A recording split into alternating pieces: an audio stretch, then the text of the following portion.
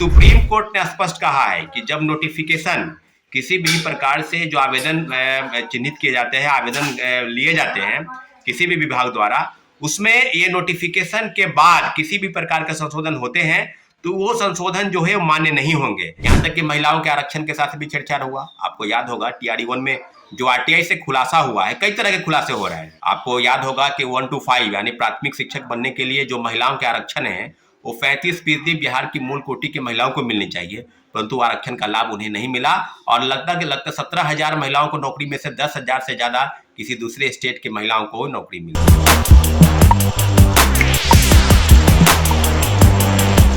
नमस्कार, मैं हूं अनुकुल तिवारी और आप वॉइस अब देख रहे हैं। देखिए, सुप्रीम कोर्ट के फैसले के बाद बीपीएससी TRD1 और TRD2 के जो शिक्षक बहाल हुए थे, क्या वो मुसीबत में है? छात्र नेता सौरभ वीडियो जारी किए हैं और सब चीज बता रहे हैं। आप भी सुनिएगा और कमेंट में जरूर बताइएगा कि आप क्या सोचते हैं और आपको क्या लगता है। फिलहाल वीडियो सुनिए। नमस्कार साथियों, जय हिंद।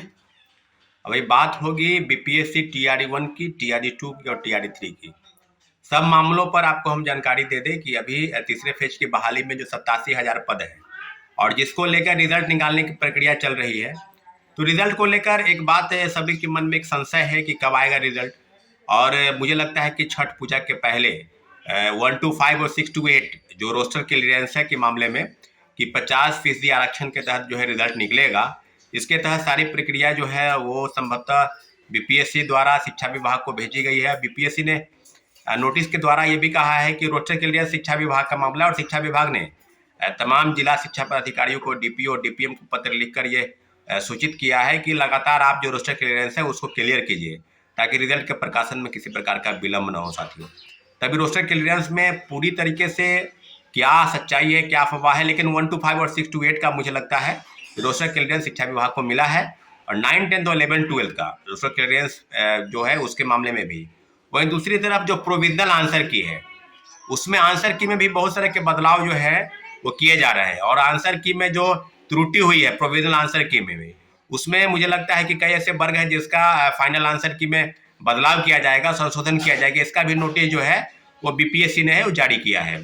तो 2-3 तरह के बदलाव। एक आपको हम महत्वपूर्ण जजमेंट जो है वो सुप्रीम कोर्ट के आदेश के आलोक में आपको बता दें कि सुप्रीम कोर्ट ने स्पष्ट कहा है कि जब नोटिफिकेशन किसी भी प्रकार से जो आवेदन चिन्हित किए जाते हैं, आवेदन लिए जाते हैं किसी भी विभाग द्वारा, उसमें ये नोटिफिकेशन के बाद किसी भी प्रकार के संशोधन होते हैं तो वो संशोधन जो है मान्य नहीं होंगे। ऐसा गाइडलाइन माननीय उच्चतम न्यायालय ने स्पष्ट तौर पर अभी हाल में ही कहा है। तो इसका मोटा मोटी असर जो है 2-3 मामलों में आपको स्पष्ट दिखाई देगा। TRD1 में आपको याद होगा कि डोमिसाइल नीति जो है TRD1 में लागू नहीं थी जब नोटिफिकेशन आया था, और उसके बाद एक इंडिया गठबंधन की बैठक पटना में आयोजित थी और उसके बाद इंडिया गठबंधन की जब बैठक आयोजित हुई तो उसमें माननीय मुख्यमंत्री की तरफ से एक निर्देश आया कि डोमिसाइल नीति जो है वो लागू होगा। और डोमिसाइल नीति लागू करने के बाद पूरे बिहार में, पूरे प्रदेश में डोमिसाइल नीति के खिलाफ में एक बहुत बड़ा प्रोटेस्ट आंदोलन की शुरुआत हुई थी।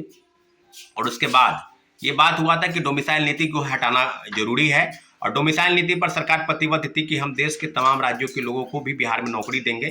परंतु जिस प्रकार से डोमिसाइल नीति के तहत जिस प्रकार से रणनीति बनाई गई कि कहीं ना कहीं उसका एक पॉलिटिकल माइलेज लेना था, पॉलिटिकल चीज़ों का उसका लाभ मिलने का जैसा था, परंतु लोकसभा चुनाव में हुआ नहीं। और ये चीज़ का खमियाजा जो है बिहार के शिक्षकों का अभ्यर्थी और बिहार के नौजवानों बेरोजगारों को झेलना पड़ा, क्योंकि TRD1 और TRD2 में दोनों में डोमिसाइल नीति लागू है। आज हम लोग बात करेंगे फिर TRD4 में कि क्या डोमिसाइल नीति लागू होगी। और डोमिसाइल नीति पर TRD1 TRD2 ही नहीं, लगातार TRD3 में भी इस तरह की चीज़ें की गई। यहाँ तक कि महिलाओं के आरक्षण के साथ भी छेड़छाड़ हुआ। आपको याद होगा TRD1 में जो RTI से खुलासा हुआ है, कई तरह के खुलासे हो रहे हैं। आपको याद होगा कि 1 to 5 यानी प्राथमिक शिक्षक बनने के लिए जो महिलाओं के आरक्षण है वो 35% बिहार की मूल कोटि की महिलाओं को मिलनी चाहिए, परंतु आरक्षण का लाभ उन्हें नहीं मिला और लगता 17,000 महिलाओं को नौकरी में से 10,000 से ज्यादा किसी दूसरे स्टेट की महिलाओं को नौकरी मिली।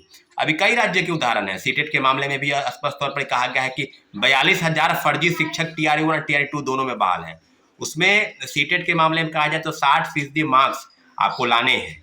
60% दूसरे स्टेट के लोग 120 में 90 नंबर से कम अगर आप आते हैं तो आप शिक्षक बनने योग्य नहीं है। ये सीटेट यानी सेंट्रल टीचर एलिजिबिलिटी टेस्ट में ये मामला सामने आया है।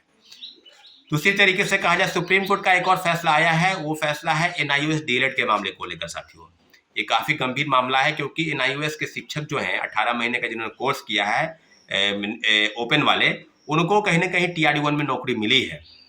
और आज कई जिलों के पत्र जारी हो रहे हैं कि NIOS शिक्षकों को चिन्हित करना है, उनके सब कुछ पासबुक और कहाँ पर वो नौकरी पहले करते थे किसी प्राइवेट स्कूल में, उसको डाटा और कई तरह की चीज़ों पर उनको अपने सरकार के समक्ष यानी जो शिक्षा विभाग है उसके समक्ष अपनी चीज़ों को बताना है। तो NIOS के मामले में भी ये चीज़ आपको याद होगा कि TRD1 में जो है वो रेगुलर कोर्स NIOS हो, DLED रेगुलर या NIOS वाले दोनों का मान्य था और दोनों के मान्यता के बाद इसके जजमेंट जो है सुप्रीम कोर्ट के जजमेंट इसके बाद आए हैं। तो कहीं ना कहीं इस मामले में भी असर पड़ने की उम्मीद थी कि, लेकिन दूसरे तरीके से अगर सुप्रीम कोर्ट का इस फैसले का आलोक में अगर जवाब कहा जाए तो कहीं ना कहीं ये बात चिन्हित होता है कि सुप्रीम कोर्ट का फैसला जो आया है वो NIOS DLED के मामले में वो बाद में आया है, नोटिफिकेशन में जिक्र पहले है। तो दो तरह के मामले, एक NIOS DLED के मामले पर जहाँ पर 18 महीने के कोर्स को चुनौती दी गई थी कि नहीं ये मान्य नहीं होंगे, उसको लिए सुप्रीम कोर्ट का गाइडलाइन, और दूसरे तरीके से कहा जाए तो डोमिसाइल नीति के तहत। तो डोमिसाइल नीति फर्जीवाड़े तरीके से कई राज्यों के लोग बनाकर बहाल है। और आज सीटेट के मामले में भी अगर कहा जाए तो दूसरे प्रदेश के लोग जो है वो सीटेट के मामले में 90 नंबर से कम लाकर जो है बहाल है, उनको बाहर करने के बाद जो है किया जा रहा है। और कई जिलों की सूची जो है उनके पास आई भी है कि NIOS के मामले में भी आपको ये DLED के मामले में भी वही दूसरे तरीके से कहा जाए तो डोमिसाइल के सर्टिफिकेट के में भी बहुत सारे के फर्जीवाड़े जो है वो सामने आए हैं। तो साथियों अब पूरी तरीके से बहाली की प्रक्रिया अगर कहा जाए तो TRD1 और TRD2 वो दोनों में अगर बात की जाए तो हम लोग पहले से कहते आए हैं कि 1 कैंडिडेट 1 रिजल्ट और डॉक्यूमेंट का वेरिफिकेशन पहले हो। इस मामले में भी चिन्हित करने की जरूरत थी, परंतु आनन फानन में क्रेडिट लेने का एक होड़ था कि हम आनन फानन में प्रक्रिया को बढ़ाने जाते हैं। आनन फानन में बहाली की प्रक्रिया शुरू की गई और पूरी तरीके से इस प्रकार से बहाली की गई कि छात्रों अभ्यर्थियों को, क्योंकि जो डॉक्यूमेंट का वेरिफिकेशन होना था उसमें शिक्षा विभाग और BPSC के बीच तू और मैं की स्थिति बनी रही और तब जाकर शिक्षा विभाग ने डॉक्यूमेंट का वेरिफिकेशन किया और जो BPSC के साइट पर अपलोड सर्टिफिकेट थे उसी सर्टिफिकेट को वो देख रहे थे। तो पूरी तरीके से बड़े पैमाने पर फर्जी लोग बहाल हो गए। दिव्यांग प्रमाण पत्र कई राज्यों में, झारखंड में, उत्तर प्रदेश में 5-5 हजार में बन रहे हैं। अब आप एक उदाहरण अभी भभुआ का देखिए, 15 मुझे लगता है कि 20 से 25 शिक्षकों को नोटिस फिर से मिला है कि वो फर्जी डोमिसाइल सर्टिफिकेट बनाकर बहाल है। तो ये 20 तरह की चीज़ें हुई कि उत्तर प्रदेश से जो नज़दीक के जिले हैं, सिवान, उसके बाद भभुआ, कैमूर, रोहतास, आरा, बक्सर और कई जिले ऐसे हैं जो उत्तर प्रदेश के बगल के हैं, उनमें कहीं ना कहीं डोमिसाइल सर्टिफिकेट फर्जी बनाकर लोग बहाल हुए हैं।